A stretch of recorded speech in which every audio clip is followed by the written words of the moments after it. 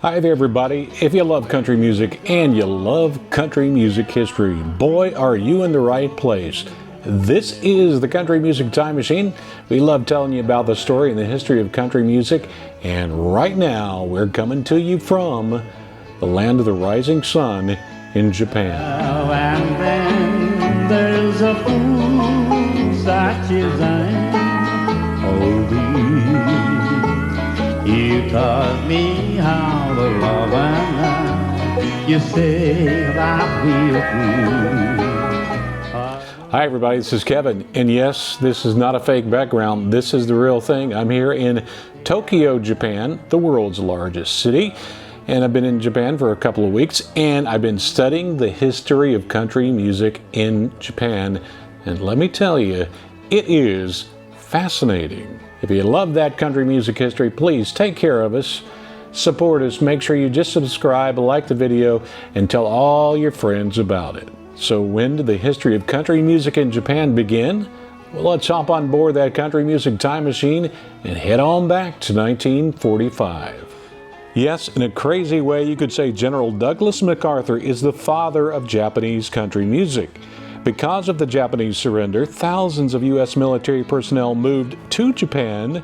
Very quickly, they set up the Far East Network and started broadcasting American music, and the Japanese people were given a taste of American country music, many for the first time.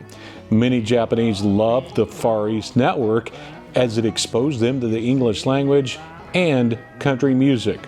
The country music programming on the Far East Network was popular to many and influenced some of the first homegrown Japanese country music singers. And one of the Japanese that just loved that country music on the radio was a little firecracker named Tomi Fujiyama, and she is considered to be the queen of country in Japan. I was waltzing with my darling to the Tennessee waltz when an old friend I happened to see. Tomi Fujiyama is a fireball of a woman and was originally a teen pop singer in the 1950s, but her love for country music took root, and so did her career in country music. In the beginning, she played at U.S. military bases across Japan. They loved her, and she got a recording contract in Japan. She was noticed by an American promoter and got a job singing at the Mint in Las Vegas. While performing in Vegas, she was noticed by country comedy legends Lonzo and Oscar, and they helped her get her big break in 1964. On November 7th, 1964, she became the first singer from Japan to appear on the Grand Ole Opry. Johnny Cash was also on the stage that night. It was an anniversary special. During the 5-hour performance featuring some of the legends of country music, only one person received a standing ovation, and that was Tomi Fujiyama. The story of the life of Tomi Fujiyama is amazing, and you can check out the documentary about her life. It's called Made in Japan. It's on Amazon and many other places. The documentary is narrated by Mr. Lord of the Rings himself, Elijah Wood. She tried for decades to get back on the Grand Ole Opry. The Opry kept saying no, but thanks to one of her biggest fans, country star Brad Paisley, it happened over 50 years later on April 28, 2015. You know, you can't talk about country music in Japan without mentioning the Japanese country music legend, Jimmy Tokita. Pardon me if I'm sad and when we say goodbye. Don't be angry with me, should I cry? When you're gone, yet I'll dream about a little dream as you go by. Oh, and then there's a fool such as I. A self-taught guitarist, Jimmy Tokita, honed his skills by listening to songs on the same radio in Japan after World War II, the Far East Network. Inspired by his idol, Jimmy Rogers, he adopted the name and formed the Mountain Playboys. The group became pioneers of the Japanese country music scene, recording countless American country covers in the late 1950s and influencing countless amateur and professional acts. Like many of his contemporaries, Tokita was captivated by the allure of Gene Autry, whose films were a staple of American military bases. If you ask any country music fan in Japan about Jimmy Tokita, they may refer to him as the king of Japanese country music. You know, naming a king of country music in the U.S. is not an easy thing to do. Everybody's got their opinion. Some think it's George Strait, maybe George Jones, maybe Hank Williams. So many options out there. But in Japan, maybe it's not so hard. If you go onto Google and you type in the search bar, who is the king of country music in Japan, 9 chances out of 10, this name is gonna pop up. This is Charlie Nagatani. Whiskey liver, take my mind. Don't let the memory torture me. Whiskey liver, don't run dry. You all I've got, take care of me. All right. Often called the Japanese John Denver, Charlie Nagatani is a legend in Japan. And like Japan's country queen, Tomi Fujiyama, Charlie appeared on the Grand Ole Opry himself in 1985. Charlie is huge.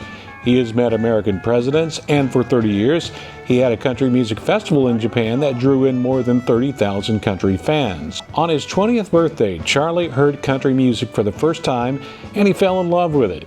He left college around 1956 and has been a Japanese symbol of country music ever since.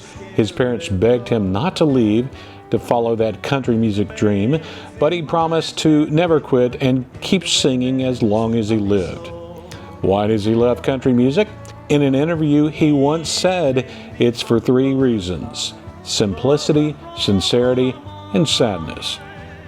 After hearing it and playing it for decades, it became a part of him. Like Japanese country queen Tomi Fujiyama, he played country music on military bases all across Japan. After that, Charlie spread his love of country music worldwide and has received numerous awards, including the Jim Reeves Award from the Academy of Country Music. Yes, Charlie Nagatani is a legend of Japanese country music. Well, after hearing all these Japanese country music legends of history here on the Country Music Time Machine, you may ask, what is the status of country music in Japan today? That's a harder question to answer, and it may depend on who you ask. In some ways, the past history of country music seems to be a lot brighter than the future of country music in Japan. Now, checking out radio stations here in Japan while I've been here, from Nagoya to Tokyo to Misawa, I didn't find any radio stations that played 24/7 country music. Now, there are some stations in Japan that play country music at times. According to what I found, I couldn't find one playing it 24/7. It could exist, I just didn't find it. Here is a hard statistic for you. The average age of country music fans in Japan is 65 years old. Add that to the problem of the population in Japan actually going down quite rapidly. What is the future of country music in Japan? What we need is more country music diplomacy coming out of Nashville. But what scares me about that, when Nashville corporate executives are so focused on the bottom line and making that money, I don't know where the diplomacy is going to come from. Will Nashville start reaching out more to countries like Japan to bring country music to new audiences? We'll see. Well, I hope you enjoyed this special episode of the Country Music History of Japan. I've enjoyed it so much. All our friends down in Nagoya, here in Tokyo, and also the special folks at the U.S. Air Force Base in Misawa, Japan. We had a blast up there. Thank you so much for taking care of us. If you ever get a chance to come to Japan, you should. The people are wonderful, they're nice, they're incredibly honorable, the food is great. Yes, the flight is a long flight, but you can deal with that. You'll make it. It's a lot of fun being in Japan. So until next time, this is Kevin, As always, whether you're in Japan or Ireland or England or New Zealand, let's keep it country right here on the Country Music Time Machine. Tonight they were playing the beautiful Tennessee Waltz.